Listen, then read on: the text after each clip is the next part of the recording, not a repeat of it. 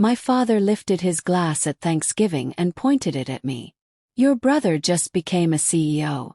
$280,000 a year. That's what real ambition looks like.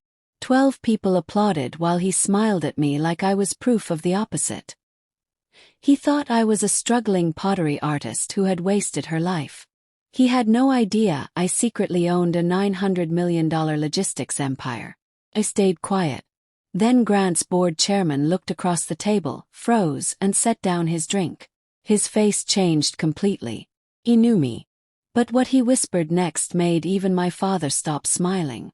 For most of my adult life, my father had one way of measuring people: what they earned, what title sat under their name, and whether strangers looked impressed when they walked into a room. Malcolm Bennett could make judgment sound like concern. He never said, "Harper, you're a disappointment." He would glance at the clay under my fingernails, look around my pottery studio in Cincinnati, and ask, "You're still doing this full-time?" I was 38, and apparently that was answer enough. My younger brother, Grant, was 35 and everything understood. MBA, tailored suits, corporate promotions. He could turn a quarterly report into dinner conversation and make it sound heroic. Dad loved that.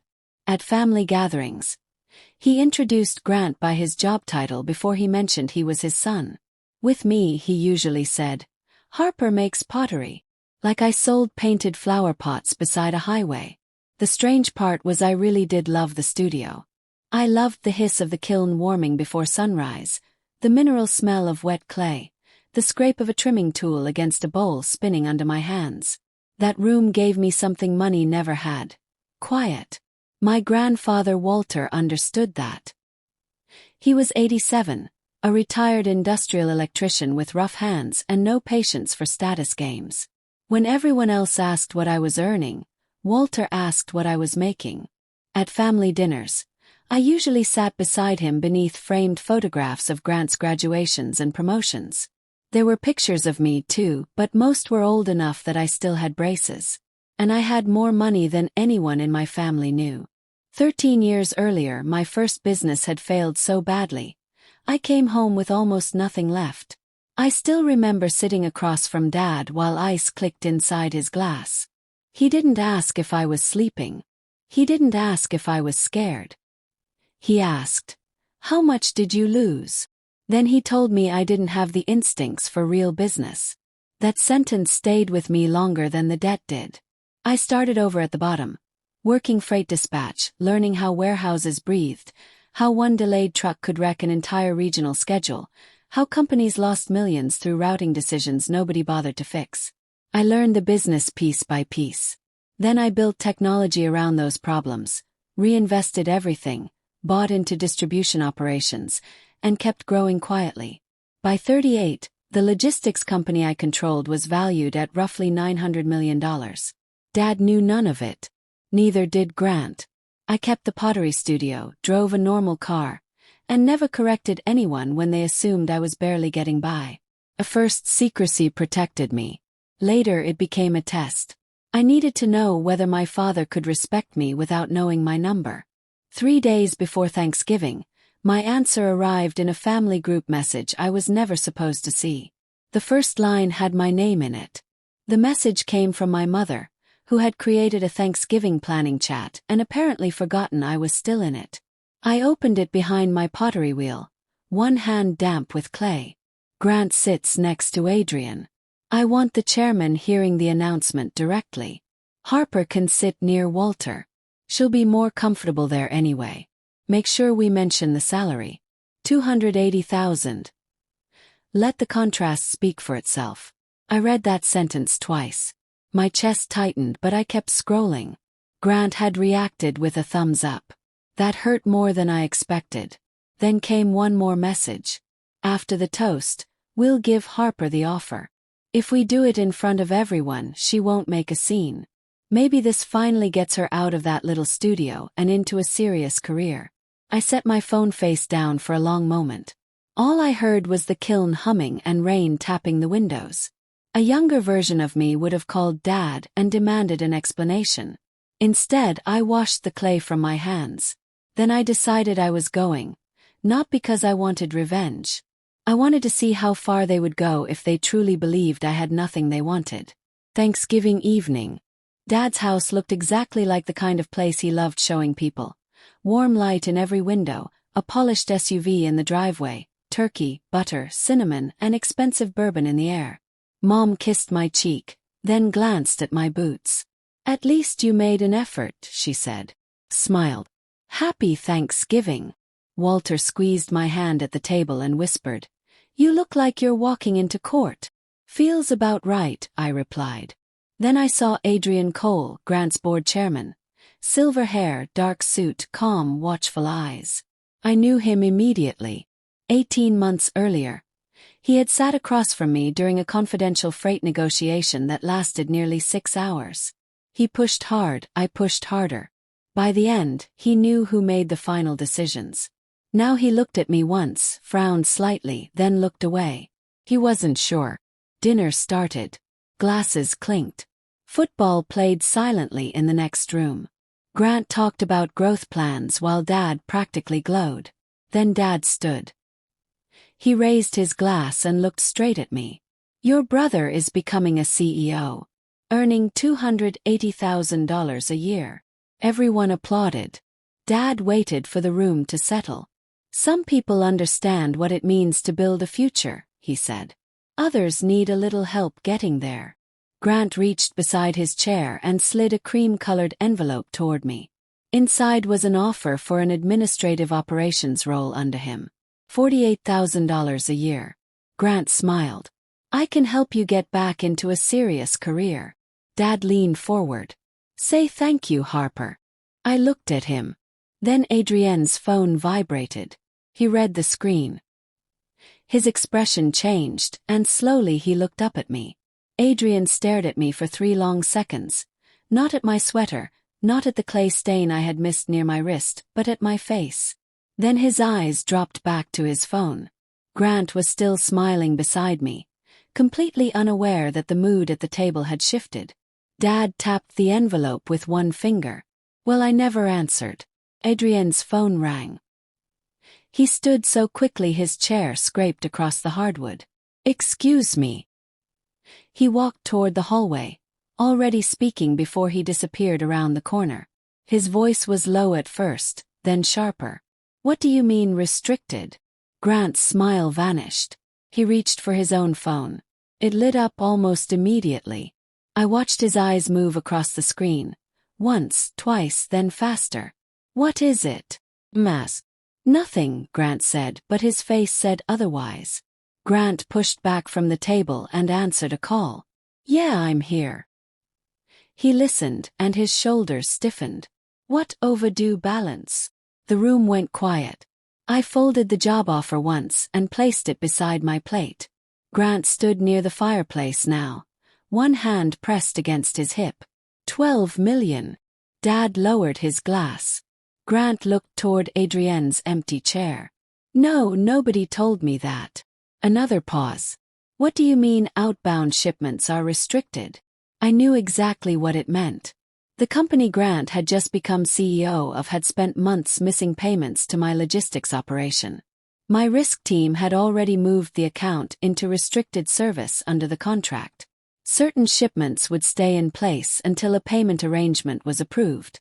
I had not ordered it that night. I had not timed it for Thanksgiving. Business had simply caught up with them. Grant turned away from us. "You're asking me to certify numbers I haven't even reviewed." His voice had changed. The confidence was gone. I was told liquidity was stable. I could hear someone speaking rapidly through his phone. Grant's face drained. Then why was I hired before anyone showed me this?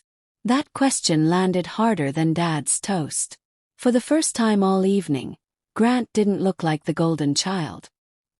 He looked like a man realizing the throne beneath him might be made of cardboard. Adrian came back into the room. He wasn't pale anymore. He looked focused and certain. His eyes found mine immediately. "Ms. Bennett." Dad gave a confused laugh. "You know Harper." Adrian ignored him. He stepped closer to my chair. "Could I speak with you privately?" Grant slowly lowered his phone. He looked from Adrian to me, then back again. Why would my board chairman need to talk to you? I placed my napkin on the table and stood. Because that was the moment their Thanksgiving stopped being about my failure. Adrian led me into Dad's study and closed the door. For a second, neither of us spoke. Then he looked at me the way he had 18 months earlier, across a glass conference table when 6 people were waiting for my answer. "It is you," he said. "You remember." "I remember exactly," I replied. His jaw tightened. "Your company controls the account. My company controls the logistics contract and the restrictions triggered under the payment terms. Your company is $12 million past due." He exhaled slowly. "Harper, we're heading into Black Friday. If those shipments stay locked down, we miss delivery windows across 3 states. That sounds like something your board should have considered before letting the balance age this far." He looked away. There it was, fear. Grant didn't know the full picture. He said, "I figured that out when he asked what overdue balance meant. The board thought we could stabilize before he came in." "You mean before he realized he was walking into a fire?" He didn't answer. "Can you release the shipments tonight?" I stared at him. "My brother doesn't get special treatment because we share DNA. And your board doesn't get a free pass because you recognized me at Thanksgiving." His face tightened. "But I'm not interested in hurting employees, drivers, or customers either. Give my team a credible payment proposal. Open the books to an independent review, and we'll discuss what can move." Adrian nodded. "Fair." When we walked back into the dining room, nobody was eating. Grant stood near his chair, phone still in his hand. Dad looked irritated more than worried. "Well," Dad said, "what was so important?" Adrian opened his mouth. "I'll explain," I said. Dad frowned. I walked back to my seat and picked up the cream-colored envelope. "For 13 years, you've told people I make pottery." Dad gave a short laugh. "You do." "I do, and I love it." I set the envelope down. "What I never told you is what happened after my first business failed." I told them about freight dispatch, warehouses, routing problems, the software I built because I got tired of watching companies burn money through bad planning. The first operation I bought into, then another, then distribution contracts, warehouses, technology. Nobody interrupted. Dad finally shook his head. "What are you saying?" "I'm saying I control a logistics business currently valued at about $900 million. Silence. Then Dad laughed. Not because it was funny, but because his brain had nowhere else to go. "That's ridiculous." Grant looked at Adrian. "Tell her to stop." Adrian didn't blink. "She's telling the truth. Her company is one of our largest logistics partners." Adrian continued. "Harper has final authority over the account." Grant sat down slowly. Dad stared at me like he had never seen my face before. Then his expression changed. Pride rushed in so fast it almost made me sick. $900 million, he whispered. "Harper, why didn't you tell me? My God, I always knew you had something in you." I felt something inside me go still. What changed about me in the last 10 minutes? Dad froze. 10 minutes ago, you were explaining to 12 people why Grant's salary made him successful, and my life made me embarrassing. His mouth opened. Kept going. "I'm wearing the same sweater. I still make pottery. I'm still the woman you thought needed saving." I tapped the envelope. "The only thing that changed is the number." Nobody looked at Dad, not even Grant. I turned to my brother. He looked terrified now, but not of me. "Grant, don't sign any financial certification tonight. Don't guarantee anything personally. Get independent counsel and review every number they withheld from you." Adrian stiffened. "I'm not fixing this for you," I continued. "But I'm also not letting anyone use you as a shield." Grant swallowed. "What happens now?" "An independent audit. A real payment plan on the $12 million. Full review of the board's disclosures.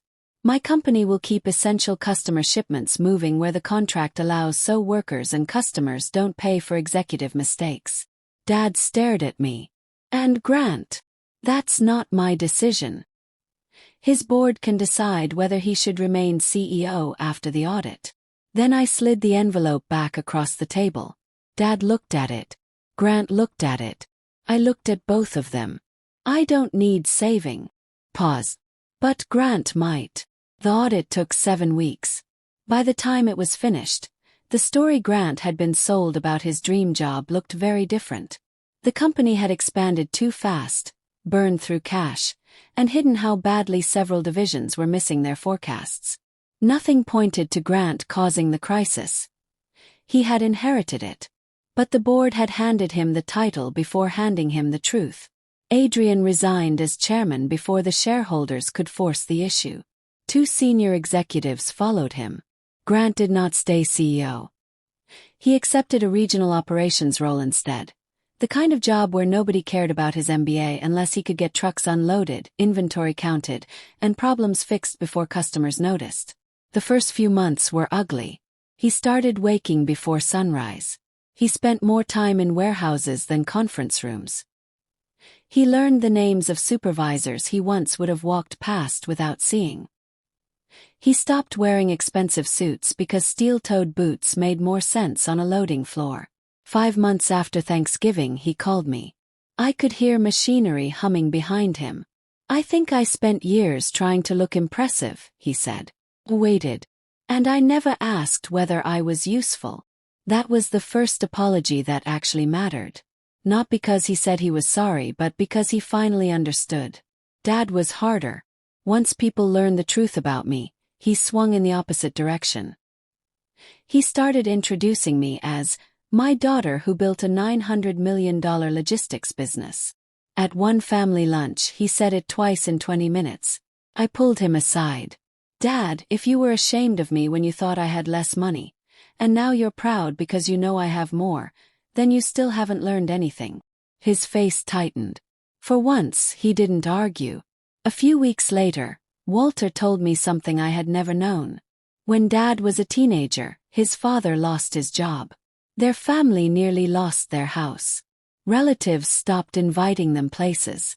People who once smiled at them suddenly looked through them. Dad spent the rest of his life making sure nobody could ever look down on him again.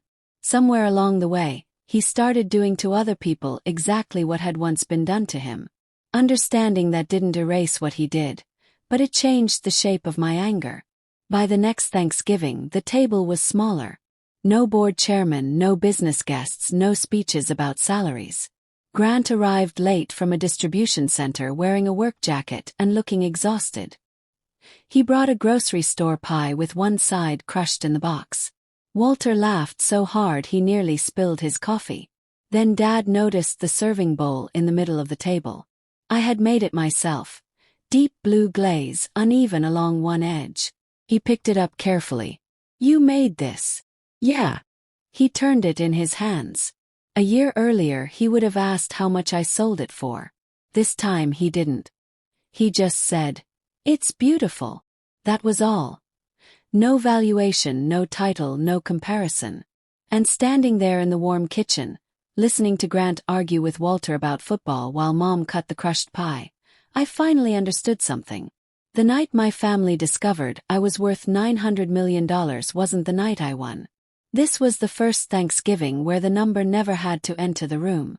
My father used to believe Grant's $280,000 salary made him successful, and my pottery studio made me a failure. He was wrong about both of us. Money can reveal character, but it cannot create worth. Family love should never depend on your title, your paycheck, or what other people think of you. Setting boundaries doesn't mean you hate someone. Sometimes it means you finally respect yourself.